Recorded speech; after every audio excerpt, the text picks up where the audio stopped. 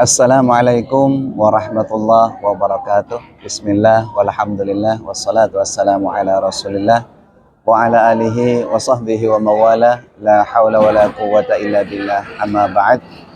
Bapak Ibu para ikhwatal iman, para dhuyufullah, para dhuyufur rahman, para calon tamu-tamu Allah, para calon tamu-tamu baginda Rasulullah Muhammad sallallahu alaihi wasallam, wabil khusus bagi para calon jemaah haji yang nantinya insya Allah akan ditakdirkan oleh Allah bisa berangkat ke dua tanah suci Mekah Madinah untuk memenuhi panggilan Allah Subhanahu wa taala, yaitu untuk melakukan rukun Islam yang kelima.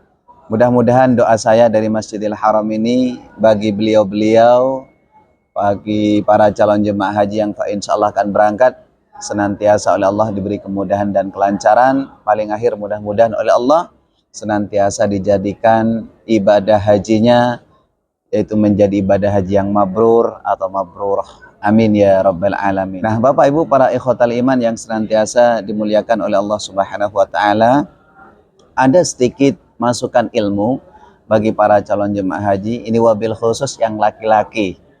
Ya, yang laki-laki, di mana nanti pada saat Bapak Ibu ditakdirkan bisa melakukan ibadah haji ataupun ibadah umroh sekalipun, ini kalau bisa selesai melakukan rangkaian ibadah umrohnya atau hajinya, usahakan yang laki-laki itu dibotak seperti ini atau digondol.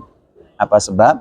Karena ketika kita melakukan tahallul digondol seperti ini akan mendapat keutamaan yang berlipat ganda. Dan sudah barang tentu ini mendapat doa dari Rasulullah Sallallahu Alaihi Wasallam 3 kali didoakan oleh Nabi. Apa kata baginda Rasulullah Sallallahu Alaihi Wasallam? Allahumma ufir lil muhallikin. Ya Allah, ampuni dosa-dosa orang yang digundul. Jadi didoakan oleh Rasulullah Sallallahu Alaihi Wasallam. Ini sering saya ceritakan. Jadi mungkin Bapak Ibu ada yang belum paham dengan hakikat seseorang digundul ini, saya akan sedikit cerita. Jadi ketika baginda Rasulullah Sallallahu Alaihi Wasallam melakukan ibadah umroh pada tahun ke-6 Hijriah, ini dalam sejarah ditolak sesampainya di perbatasan Hudaybiyah. Nah, pada saat itulah Bapak Ibu, baginda Rasulullah Sallallahu Alaihi Wasallam ada sedikit perjanjian dengan kaum kafir Quraisy, di mana baginda Rasulullah pada saat itu tidak boleh memasuki kota Mekah pada tahun ke-6 Hijriah. Ya, boleh memasuki kota Mekah itu pada tahun berikutnya, yaitu pada tahun ke-7 Hijriah. Lalu setelah terjadi kesepakatan yang dikenal dengan Bai'atur Ridwan di salah satu tempat yang dikenal dengan Hudaybiyah, maka baginda Rasulullah Sallallahu Alaihi Wasallam menyepakati dengan sebagian para sahabatnya untuk kembali ke kota Madinah. Padahal baginda Rasulullah Sallallahu Alaihi Wasallam dari kota Madinah ini sudah berniat ihram umroh. Nah, ini yang perlu diambil hikmahnya nanti. Jadi Rasulullah dengan sebagian para sahabat, ada yang meriwayatkan sekitar 6.000 sahabat, ini sudah melakukan niat ihram umroh dari Madinah ke kota Mekah. Nah, tetapi ketika sesampainya di perbatasan itu tadi, yaitu nggak boleh Rasulullah memasuki kota Mekah dengan adanya perjanjian itu, Bapak Ibu. Nah, yang kemudian baginda Rasulullah Sallallahu Alaihi Wasallam pada saat itu sebelum kembali ke kota Madinah, baginda Rasul memerintahkan sebagian sahabat untuk memotong rambutnya atau bertahallul. Ya, padahal Rasulullah belum melakukan ibadah tawaf dan sa'i. Tapi ini anjuran dari baginda Rasulullah Sallallahu Alaihi Wasallam. Nah, ketika itulah Bapak Ibu, sebagian sahabat ini nggak ada yang mau mendengar. Sampai-sampai baginda Rasulullah Sallallahu Alaihi Wasallam masuk ke kemahnya, ya kan? Kemudian di situ ada istrinya Ummu Salamah, mengatakan kepada istrinya, wahai Ummu Salamah istriku, kenapa ya sahabat-sahabatku sekarang tidak mendengar? Artinya tidak mendengar nasihatku, disuruh bertahallul tidak bertahallul. Akhirnya istri baginda Rasulullah Sallallahu Alaihi Wasallam menyampaikan, ya Rasulullah, suamiku, mungkin engkau tahallul lebih awal dan insya Allah nanti sebagian sahabat akan ikut. Nah, akhirnya apa? Rasulullah bertahallul gundul seperti ini. Nah, ini ya, bertahallul gundul seperti ini. Lalu setelah itu baginda Rasulullah Sallallahu Alaihi Wasallam memerintahkan sahabat yang lain untuk bertahallul gundul. Ada yang dicukur botak, ada yang hanya dipendekkan. Lalu sebagian sahabat bertanya, ya Rasulullah, apa perbedaannya antara yang digundul dengan yang dicukur halus, botak?